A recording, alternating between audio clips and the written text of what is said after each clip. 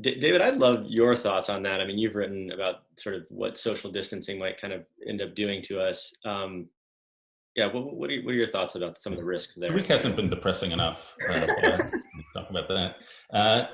Yeah, I guess I've been reading a lot about national resilience and Mm, how countries hold together, and countries that hold together in times of threat have go into those situations with certain qualities. They have high social trust. They have high faith in their institutions. They have integrated peoples and sort of a sense of togetherness and a common national narrative. And we pretty much have none of those things right none now. of the So above. that's my anxiety. I've been reading about London during the war and how they, because that is during the Blitz, the bombing in 1940 was the classic example of a case where a country really pulled together. And in the beginning, one of the cheerful things is when you read the war planning before the bombing happened, they made estimates of what it would be like, and they were all vastly more terrible than it turned out to be. Mm, And I think their dread influenced them in that direction.